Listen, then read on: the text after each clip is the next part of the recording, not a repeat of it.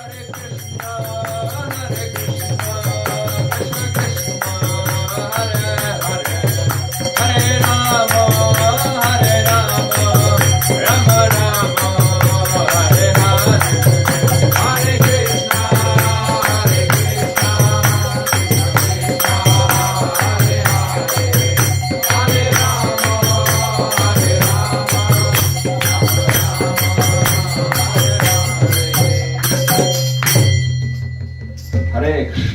Hare Krishna.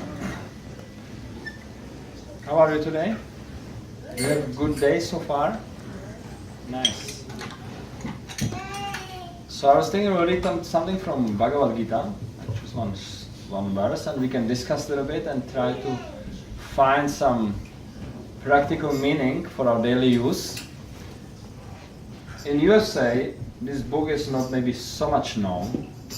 Well, those who are coming here regularly, they know, but those who not, maybe it's not so known. But if you come to India, people in general are pretty much aware of Bhagavad Gita, but they are not much aware what the Bhagavad Gita stands for actually. If you visit 10 houses in India, and each house they will have Bhagavad Gita at home, you will ask them what is the conclusion of Bhagavad Gita, they will tell you 10 different things. So, I believe it's a good opportunity that we can discuss a little bit and find out what is actually the real purpose of Krishna's words in Bhagavad Gita and try to use it in day-to-day life. So I choose this is from the 3rd chapter, shloka number 27, and Om Namo Bhagavate Vasudevaya. Om Namo Bhagavate Vasudevaya. Om Namo Bhagavate Vasudevaya. Om Namo Bhagavate Vasudevaya. Om Namo Bhagavate Vasudevaya. Om Namo Bhagavate Vasudevaya. Prakrite Kriyamanani Gunai Karmani Sarvashak Ahankara Vimudhatma Kartaham Iti Manyate. Translation. The spirit soul, bewildered by the influence of false ego, thinks himself the doer of activities that are in actuality carried out by the 3 modes of material nature. Purport. 2 persons, one in Krishna consciousness and the other in material consciousness, working on the same level, may appear to be working on the same platform, but there is a wide gulf of difference in their respective positions. The person in material consciousness is convinced by false ego that he is the doer of everything. He does not know that the mechanism of body is produced by material nature, which works under the supervision of the Supreme Lord. The materialistic person has no knowledge that ultimately he is under the control of Krishna. The person in the false ego takes all credit for doing everything independently, and that is the symptom of his nescience.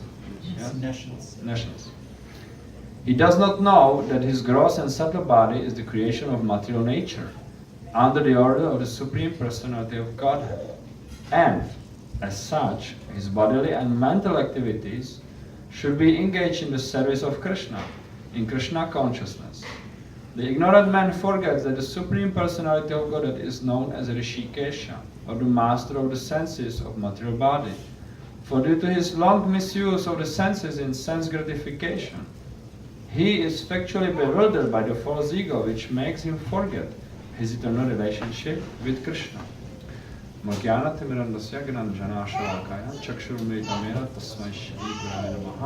Shri Chaitanya Manobhishtam Stapitamena Bhutale Swayam Rupah Kadamahyam Dadati Swaparantikam. Jai Shri Krishna Chaitanya Prabhu Nityananda Shri Advaita Gadadhar Srivasadi Gaura Bhaktavinda.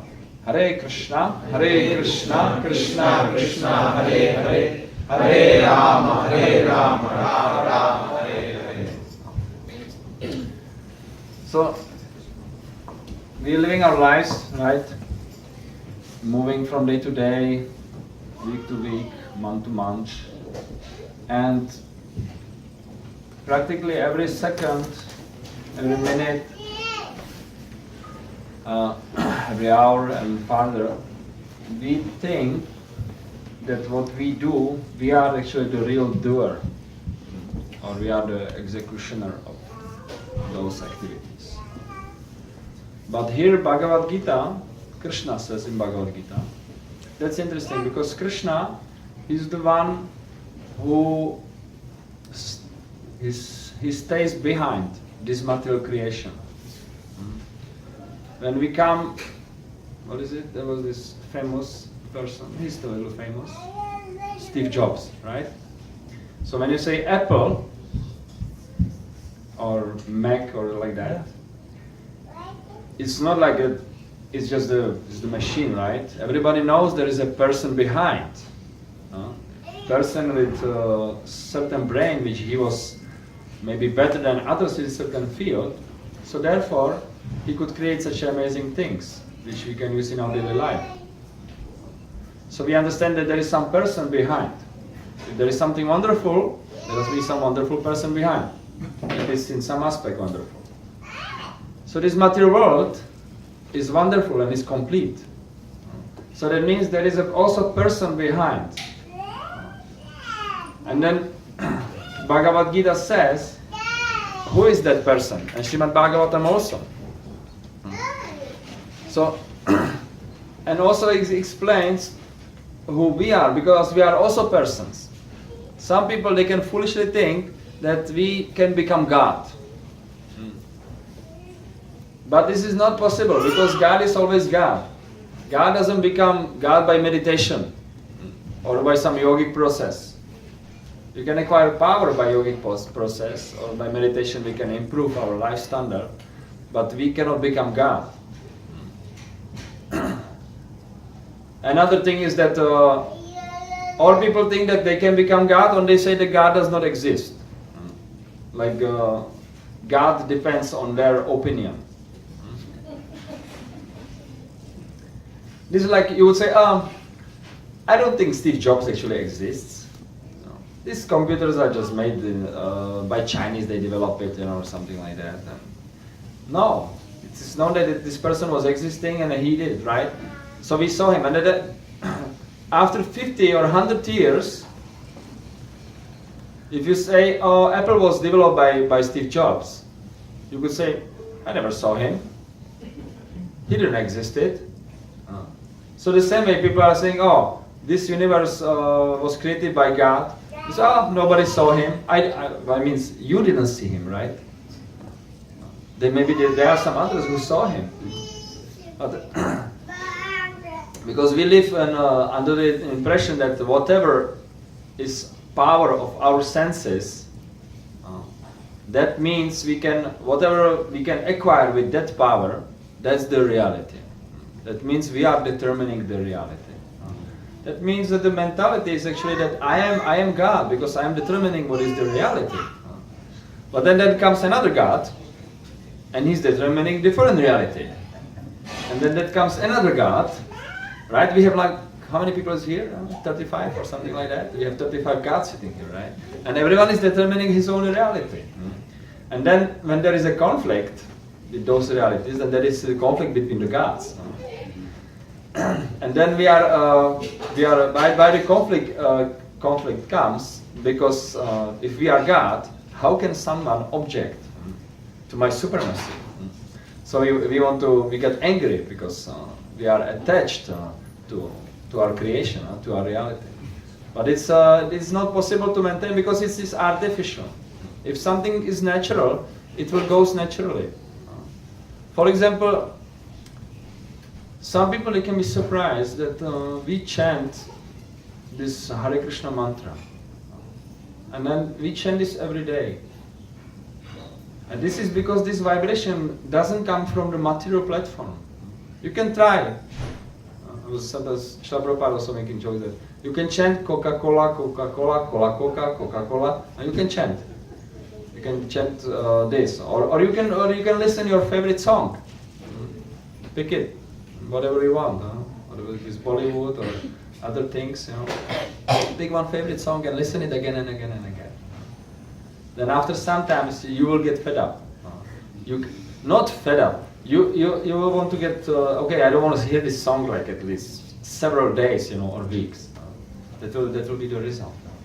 But when you chant Hare Krishna mantra, the taste is actually increasing. In the beginning, maybe we don't feel always inspired, right? Especially I remember sometimes in the beginning I was like, why did it go so long, this chanting, when the kirtan was going on? But when I tried to actually continue and I tried to focus, then one point came certain type of inner pleasure, inner happiness, which I didn't experience somewhere else before. It was amazing actually. So, and then more I was getting absorbed in the chanting, more it was increasing that happiness with actually each chanting. So naturally, after that, I wanted to experience that again and again. So, but sometimes I was not experiencing, and sometimes I'm not experiencing. And this is described that same like a person who we discussed on Shri Upanishad lectures, that the person who has a jaundice or a nectar of instruction, the person who has a jaundice, if you give him something sweet, he will not be able to taste the sugar or the sweetness, because the cells are damaged for a while. So he cannot actually relish the sweetness. So whatever sweet he will take, it tastes bitter. So it can be sometimes when we chant, it can taste, maybe we don't have taste for it. But we have to understand that there are two types of activities in our life. It is called, in the Vedic scriptures, they are calling it Shreyas and Preyas. Preyas means immediate happiness, immediate pleasure, which we can get by instant. And the Shreyas means ultimate pleasure. Example can be, for example, children. For them, Preyas is the most important. That means immediate pleasure. They want to play. But the parents, they understand what is Shreya, what is ultimate pleasure. So they send them to the school, right? Who wanted to go to school? Some kids they want in the beginning when they don't know what is it. Is it? Because they want some change, right? I remember when I was going to kindergarten. So I wanted to go to school because it was so boring there.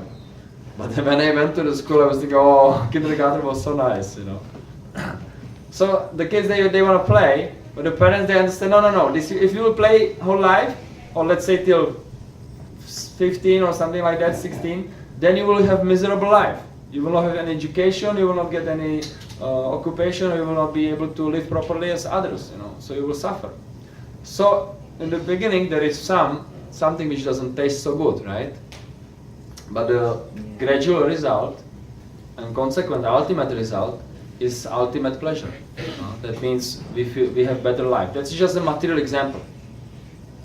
Actually, it's not the ultimate pleasure, but your life can be better.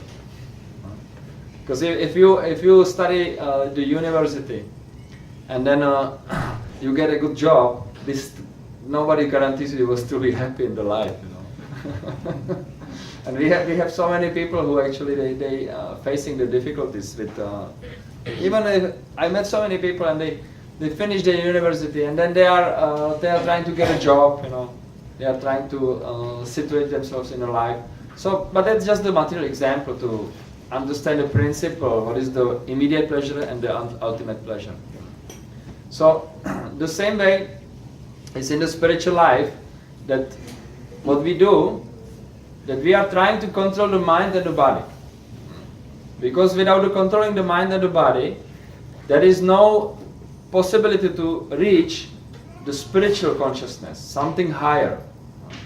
If we live just as because the one who is living without any sense control, without any mind control, the Vedic scriptures are comparing him to an animal. It is called the Dvipara Pashu.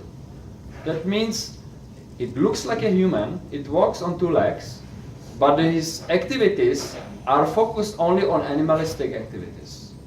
That means eating, sleeping, mating and defending.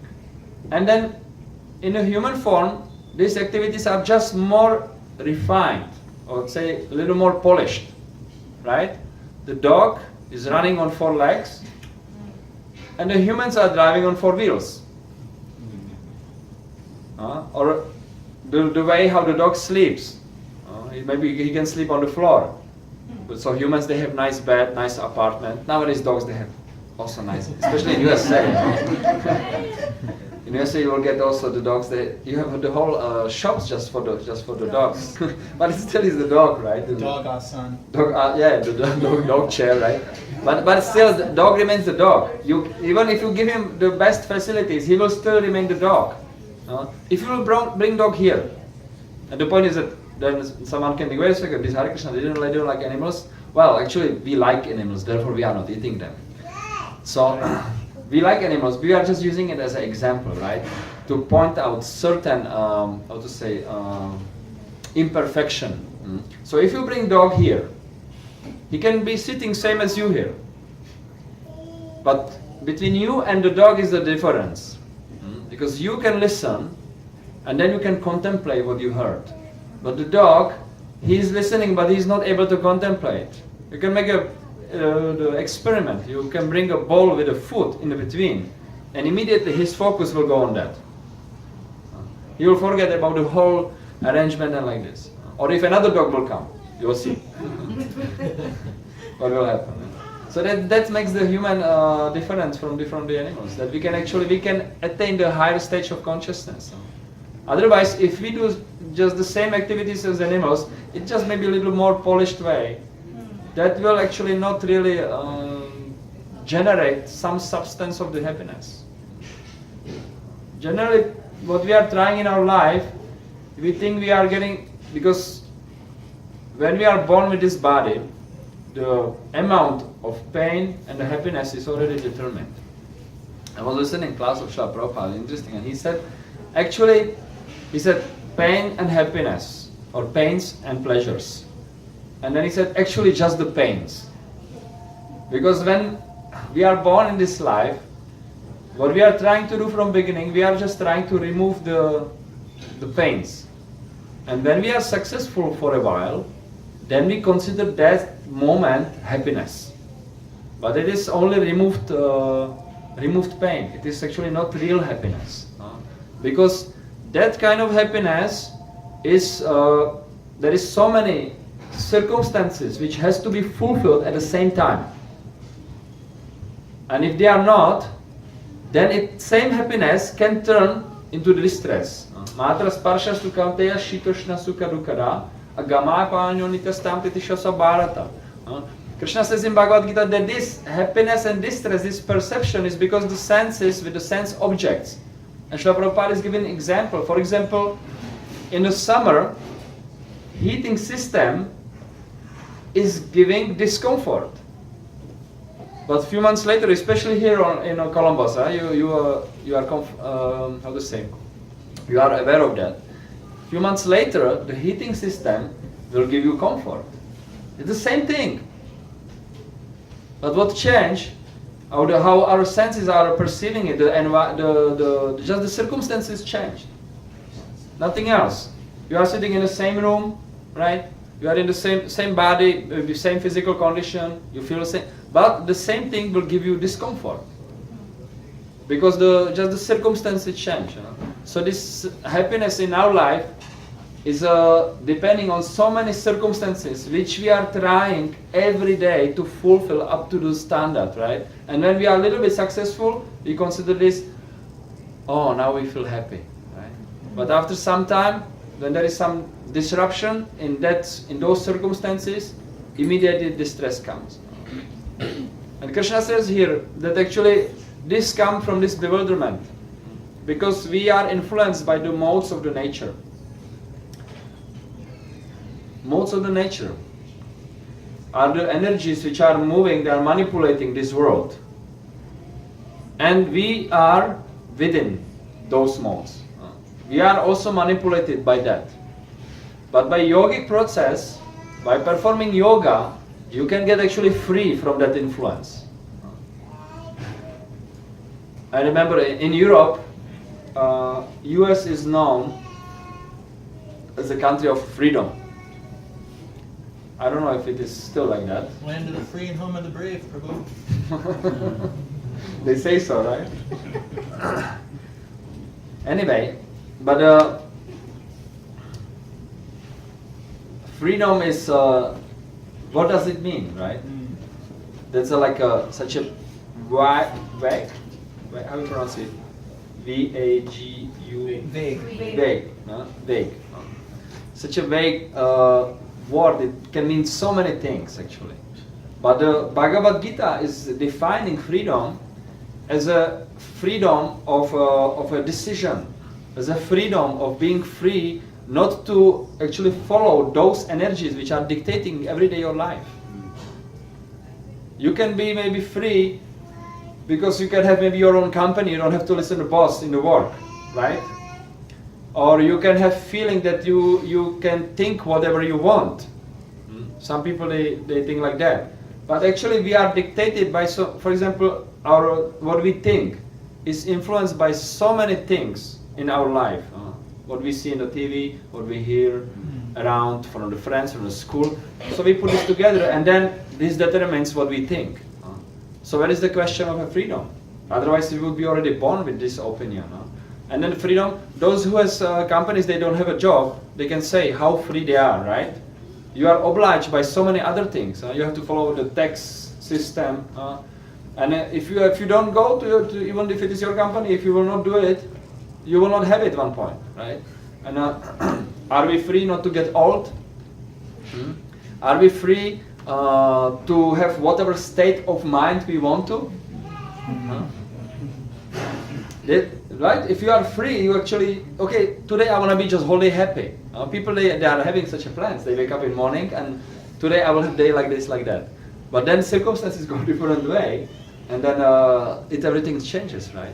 So are we really free? Okay, let's not breathe for a half an hour. Or let's not eat for 1 week.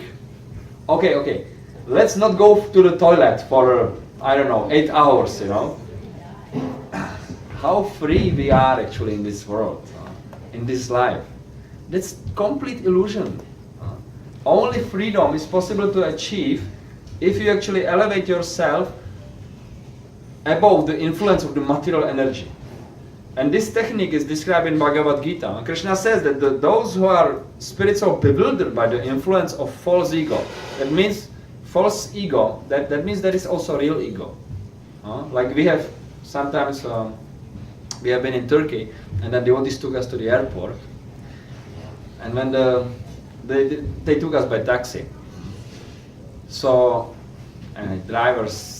taxi drivers in Turkey, you don't want to experience that, They are driving like a mad. And at the end, we came to the airport. We were like, oh my God, we survived the drive. He was driving like 5 centimeters behind each car, and then one motorbike surpassed him. And the guy was so angry that he was driving 5 centimeters behind his motorbike to just push him. So we came to the airport like, okay, now we survived the drive. And then the devotees paid him. And it was, they got a false bill somewhere. Oh. It was false money. And he immediately, because they are dealing whole day with the money, these guys, so like, I'm not taking this one. So they had to give him another one. So that means there is a false money, there is also real money, right?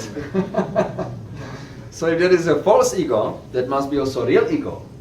So what is the real ego? If Krishna speaks about false ego, what is that? So false ego means that we identify with the body. We think, I am this machine. Yantra rudhani maya. Krishna says in Bhagavad Gita that this spirit is like a sitting on the machine made out of the material energy. Like you sit in a car, the kids, sometimes they think that the car is driving alone because no education, right? No knowledge. So the same way, the people who has no knowledge, they can think that this body is also driving alone. But actually inside the body is the driver, is the spirit. And that spirit, that me, when you say I, if you close your eyes And then I will ask you, where are you? Can you point on the part of the body? Where are you? And we say, how is it? Often the chest. Yeah, here, right? I'm American, right? I'm European. Why not? I'm American. Or I'm European. It doesn't happen like you don't see that, right? It's me. It was me. Who did it? Me. Why? Because the spirit is residing in the area of the heart, right? So that's actually the original ego. So we have false ego and original ego. Original ego means I am the spirit. I am the spiritual energy. I am not the matter. I don't belong to this material world. I don't belong to the misery. I don't belong to temporary nature. I don't belong to ignorance. It's nothing of that. It belongs to me. I am actually Sat Chit Ananda. That means I am full of knowledge. I am eternal, and I am full of happiness. And that happiness is encoded. So if you have your email, I cannot access your email, but you can, because you have a password. So the same way, the happiness is already there. We don't have to go out and get it somewhere there. And actually, even if you get, you remember we explained already? If you get some kind of happiness outside, it always, there is a thing that with this happiness, it is always 2 in 1. It always comes in a package with a distress. It never comes just simple happiness. You know, like, what is it? Get one, buy one, get 2, or something like that. No? So, name any type of the happiness. Okay, driving nice car. What happened recently? Accident, right? So you had to get a new car, yeah? Okay, it was your accident. Or, okay, very, very beautiful woman. And after maybe 20 years, is she still beautiful? Or very, very handsome young man, or successful man. Sometimes he is successful, sometimes then he will not be successful. Or jump with the parachute. In so many cases, people jump with the parachute didn't open. So the same happiness turned into big distress. So the real happiness actually comes from inside. It doesn't come, you cannot acquire it by getting it from outside. It's just not possible. It just looks like a happiness. How to say, it is just a propaganda.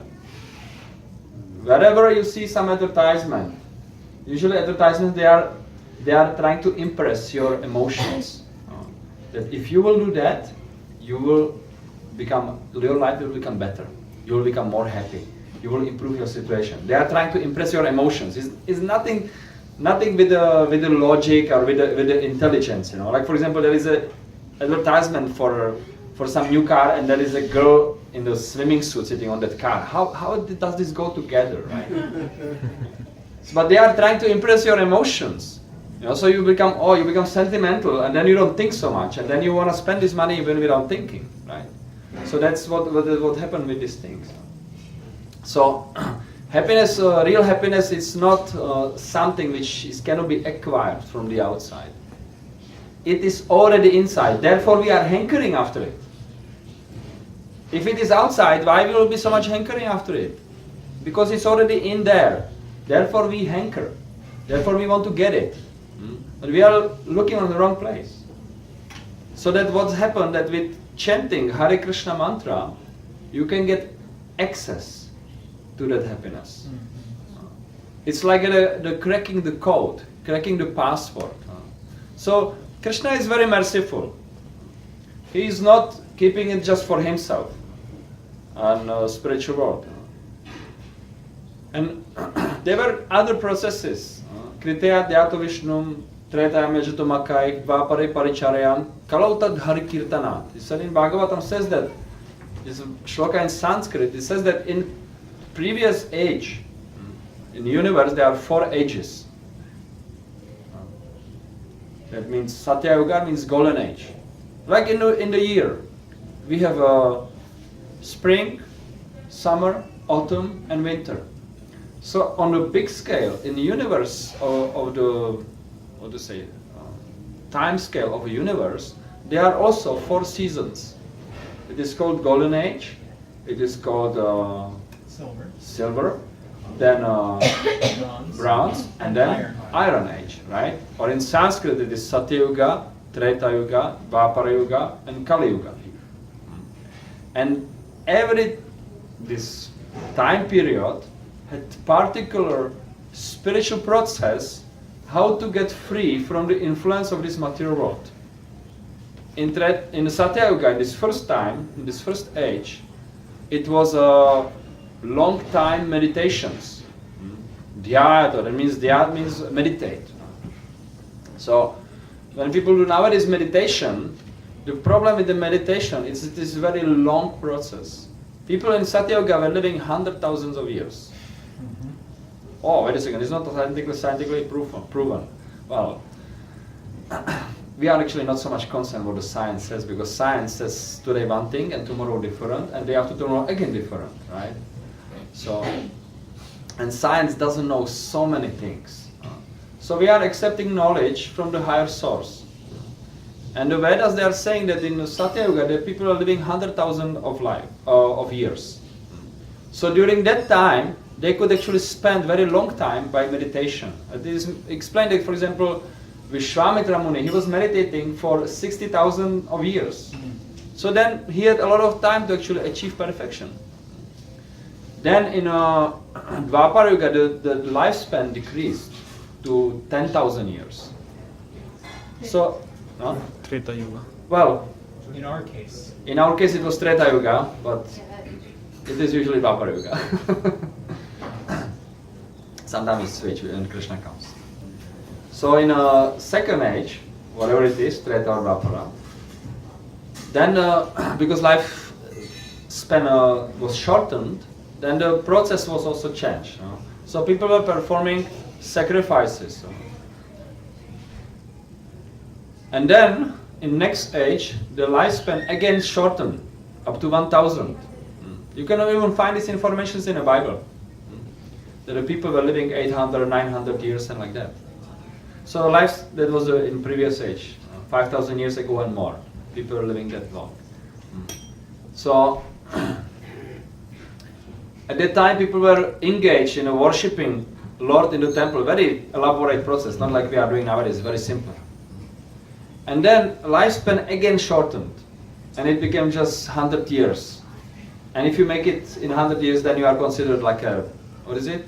Honest citizen or something like that. Centenarian, is that the word? Yeah, I don't know. Do they do in your country when you reach like 100, they give you like some certificate and and some award, you know, and maybe some small gift and like that. He made it, you know. Yeah. So that's most of the cases they will not make it. So the lifespan is very short. So the Bhagavatam says that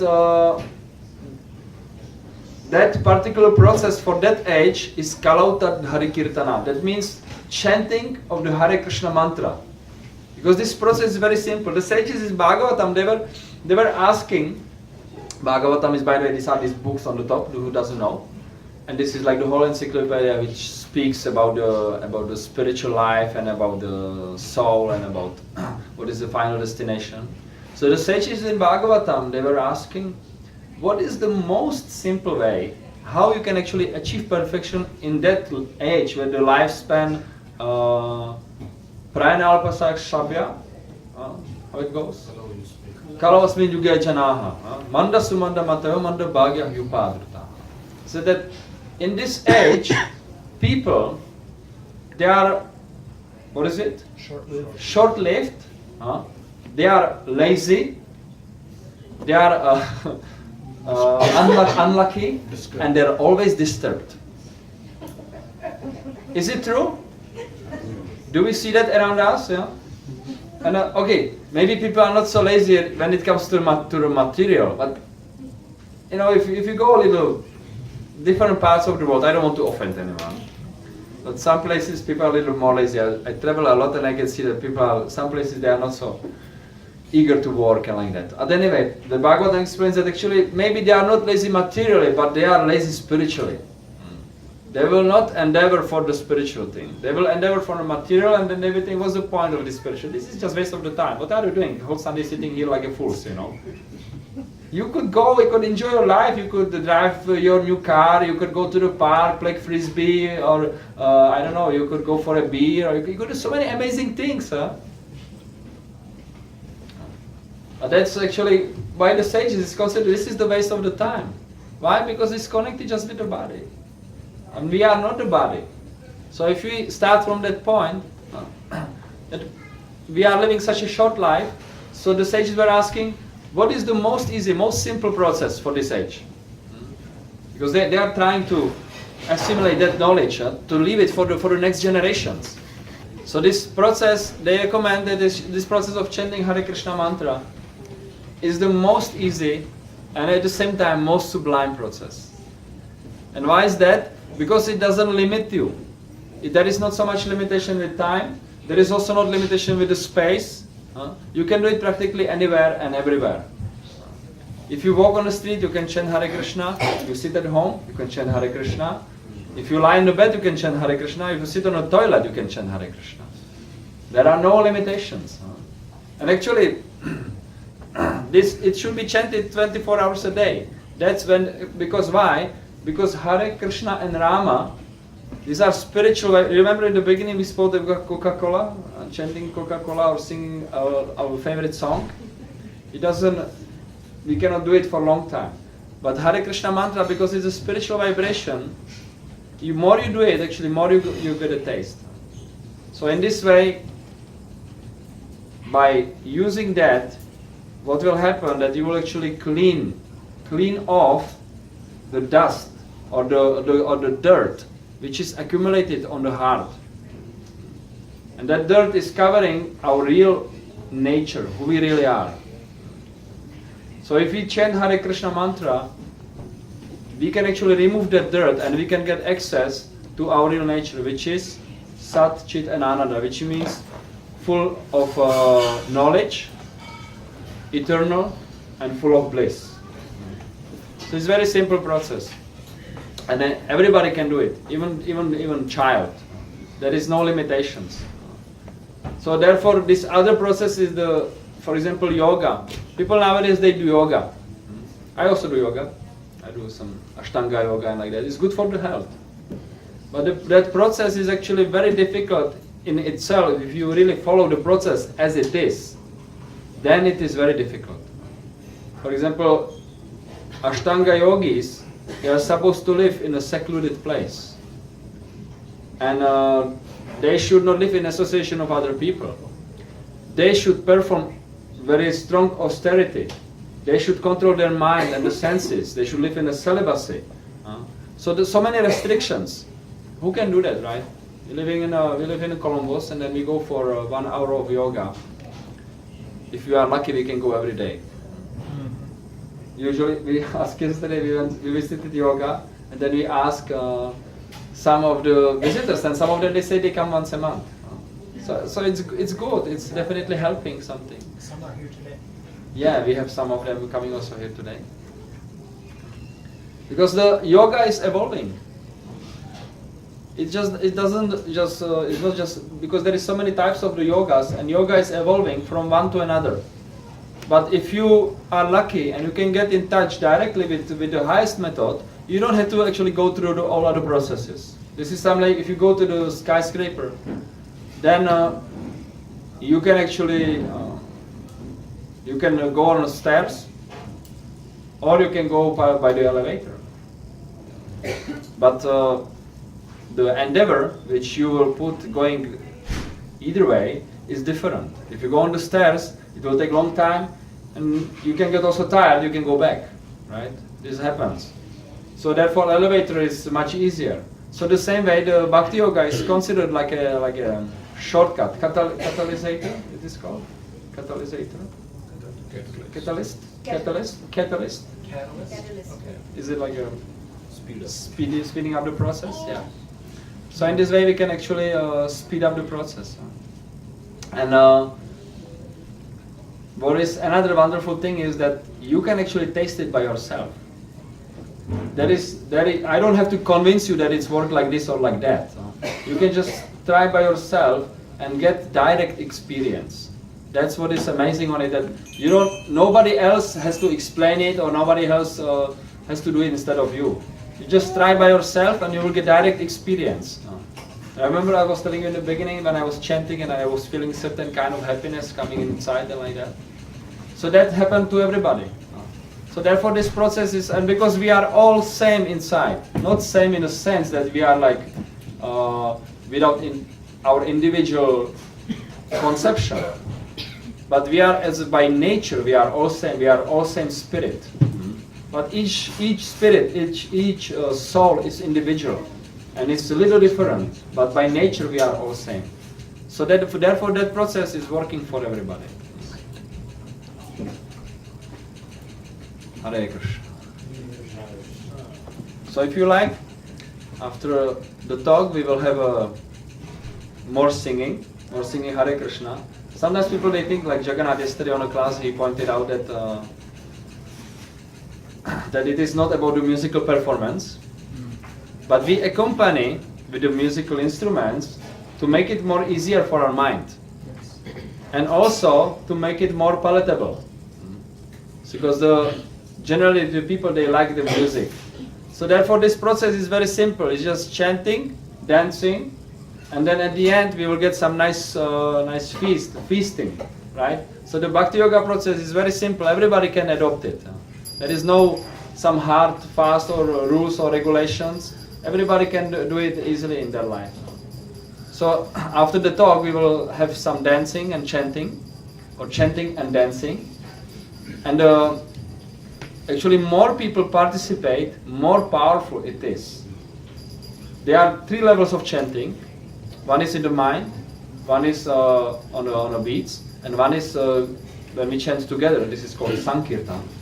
So more people chant, actually, more powerful it is, and more we can feel the influence of it. So I will leave some space for questions or comments if someone would like to ask, and we can discuss a little bit more on that. Yes. In the beginning, you mentioned that if you go to a pious home in India especially and ask what is the conclusion of Bhagavad Gita, you go to 10 different homes, you'll get 10 different answers. Now today, you provided a very compelling explanation about the meaning of Bhagavad Gita as being about this ultimate freedom, the ultimate bliss of the self. So, but anyone can say something very compelling. So what is it to prove that you're not just giving an 11th interpretation of Bhagavad Gita? What makes yours special? There is like so many translations of Bhagavad Gita. And even so many of them, they were available here in the West, in the Europe and USA and like that. But what is interesting that after this Bhagavad Gita was, let's say, delivered or presented here, so many people, they became devotees of Krishna and they were feeling the same kind of happiness. These previous versions is just a book of my grandmother, or usually it's considered a book for some old people and they don't have any more what to do in their lives, so they read some spiritual or religious books, so they read Bhagavad Gita. But actually their life is not changing much. So what happened with this Bhagavad Gita, with this translation, that actually people's lives are changing. And we can see the people they come from certain background. Like Srila Prabhupada, the founder, the Acharya of our movement, in the beginning they were asking him, because we are Bhakti yogis, right? They are not known as yogis. So they were asking Prabhupada, because so many yogis, they can do these miracles, right? They can create some powder or some ash, or they can create some golden ring or something like that. Different, some of them they can slow down their heartbeat or decrease their temperature, different things. So they were asking Srila Prabhupada, can you make some miracle also, like these other yogis? Srila Prabhupada just pointed on his disciples and he said, this is my miracle. From the hippies, I am making happies. And he said that because, those who are a little older, they remember. Anyway, it is history of this country, so you are aware of it. That what is this? Sex, drugs, and rock and roll, right? That was the mainstream if you have been hippie at the time. And the people who actually start to practice Bhakti Yoga, they gave up all these bad habits. So so many other people who are reading other versions of Bhagavad Gita, they are not willing or they are not able to give up their bad habits. Because where this power is coming from, this is not so easy. If you are addicted to something which is not beneficial to us, you have whole institutions who are trying to sort out these problems. Yes.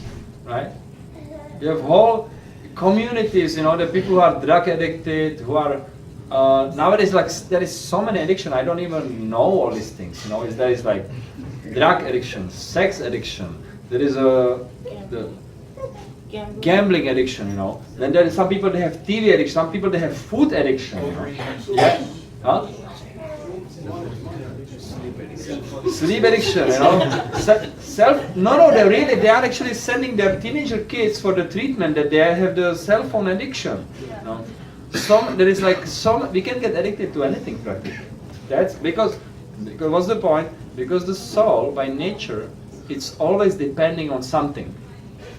That's our nature. You cannot be the nature. You say I'm independent, that means you are fool number one. You will be always dependent on something.